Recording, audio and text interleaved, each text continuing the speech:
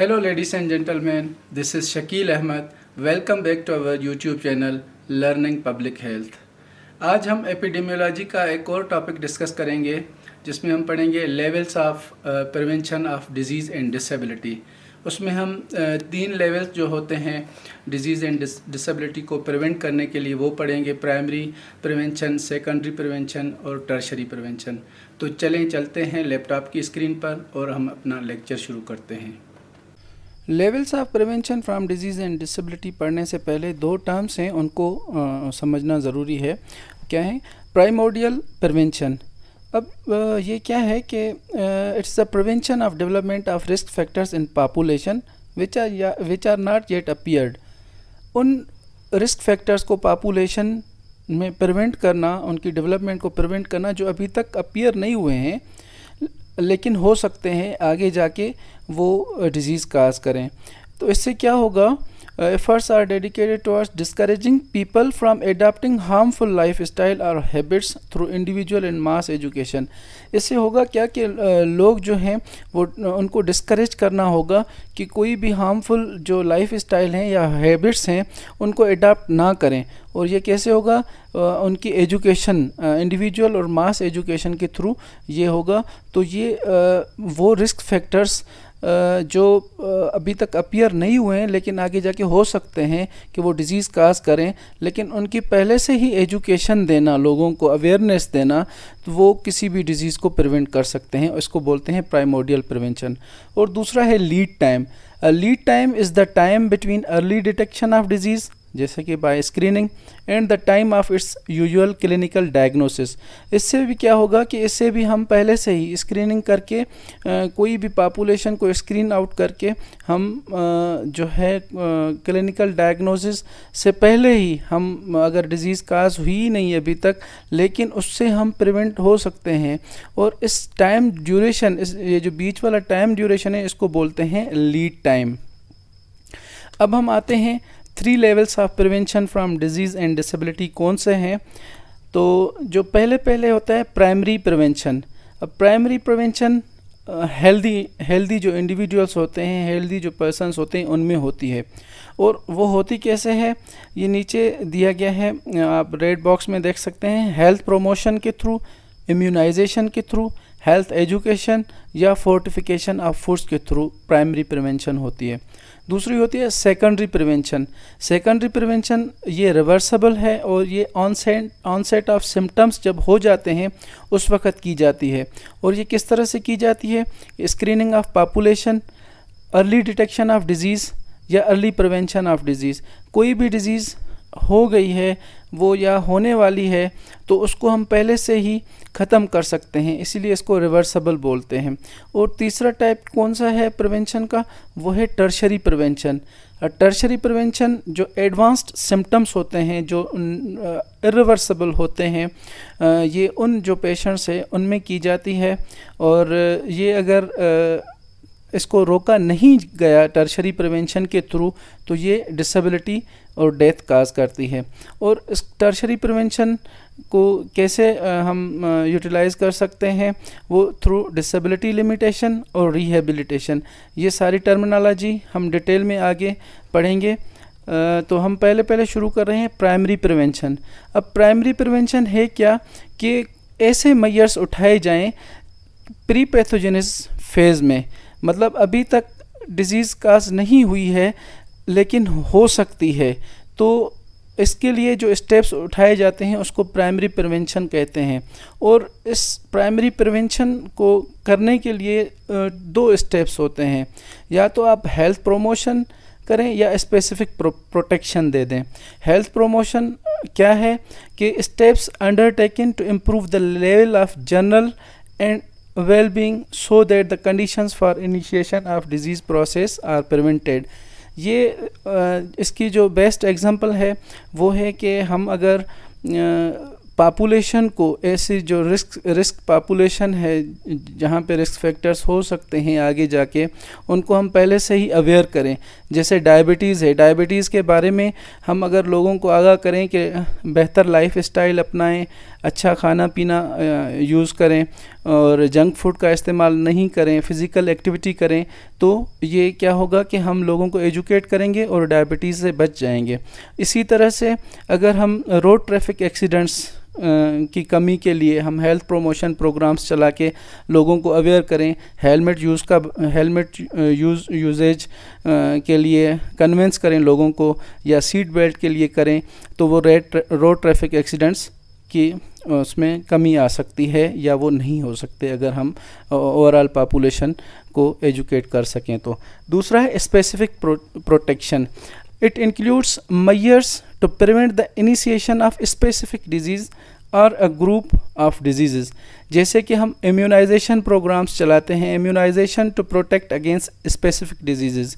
दूसरा है fortification of foods with specific nutrients as salt with iodine, या अभी आजकल जो आटा है या ऑयल है उसमें भी फोर्टिफिकेशन होती है, मिनरल्स और न्यूट्रिएंट्स ऐड होते हैं, उसके बाद मार्केट में लाए जाते हैं।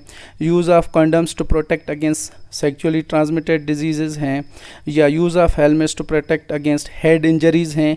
अब स्पेसिफिक प्रोटेक्शन हो गई, हेड इंजरी है तो उसके लिए हम अगर लोगों को बताएंगे कि हेलमेट्स यूज़ करो तो हेड इंजरीज़ नहीं होंगी। अब सेकेंडरी प्रिवेंशन क्या है? This include all actions undertaken at the stage of early pathogenesis asymptomatic disease with the view to halt the progress of disease at its earliest incipient stage by early diagnosis and prompt treatment। अब इसमें secondary prevention में क्या है कि हम पहले से ही pathogenesis phase, जिसमें अभी तक सिम्टम्स डिज़ीज़ के नहीं आए हैं लेकिन डिज़ीज़ हो गई है, तो उसके लिए हम अर्ली जो स्टेप्स उठाएंगे डिज़ीज़ को रोकने के लिए। अब इसकी जो एग्जांपल है स्क्रीनिंग फॉर डिज़ीज़, जैसे कि ब्रेस्ट कैंसर है using mammography and cervical cancer है यूजिंग पेप्सिमियर। ये टेक्निक्स हम यूज़ करके स्क्रीन करके किसी भी डिज़ीज़ को हम उससे बच सकते हैं। दूसरा है medical examinations of school children या इंडस्ट्रियल वर्कर्स हैं, या और वेरियस डिजीज़ स्क्रीनिंग कैंप्स जो हम लगाते हैं उसके लिए, ताकि हमें पता चले कि किस पॉपुलेशन में ये डिज़ीज़ हो सकती है, ताकि हम स्टेप्स लेके उससे बच सकें, उसके लिए कोई प्रॉपर ट्रीटमेंट दरियाफ्त कर सकें, या उसके लिए प्रॉपर एजुकेशन कैंपेन्स चला सकें या हेल्थ प्रोमोशन प्रोग्राम्स चला सकें। तीसरा है tertiary prevention. Tertiary prevention includes all measures undertaken when the disease has become clinically manifest or advanced with the view to prevent or delay death, reduce or limit the impairments and disabilities, minimize the suffering and to promote the subject's adjustment to irremediable conditions। अब इसमें यह है कि disease भी हो गई है, onset हो गया है डिज़ीज़ का, उसने इफ़ेक्ट भी दे दिया है अपना। अब उस इफ़ेक्ट को या तो कम करने के लिए या उसको जो पेशेंट है उसकी लाइफ को बेहतर बनाने के लिए जो स्टेप्स उठाते हैं वो टर्शरी प्रिवेंशन उसको कहते हैं। टर्शरी प्रिवेंशन के 2 टाइप्स हैं अप्रोचेस के, जो हम टर्शरी प्रिवेंशन अप्लाई करके प्रिवेंट कर सकते हैं किसी भी डिज़ीज़ को या डिसेबिलिटी को। उसमें पहला है डिसेबिलिटी लिमिटेशन और दूसरा है रिहेबिलिटेशन। ये क्या है? Disability limitation, it includes all the measures to prevent the occurrence of further complications या impairments, disabilities and handicaps or even death। जैसे कि एग्जांपल दी गई है इसमें कि हम प्लास्टर यूज़ करते हैं to a patient who has suffered Colles fracture is done to prevent complications and further disability like malunion or non-union। दूसरा इसमें यह है कि complete rest, morphine, oxygen, streptokinase is given to a patient of acute MI to prevent death or complications like arrhythmias or CHF। तो disability limitation में क्या है कि पहले तो डिज़ीज़ हो गई है, उसने अपना इफ़ेक्ट भी कर दिया है, कोई ना कोई कॉम्प्लिकेशन भी दे दिए, इम्पेयरमेंट कर दी है, डिसेबल कर दिया है, लेकिन अब उस डिसेबिलिटी को मज़ीद ख़राब करने से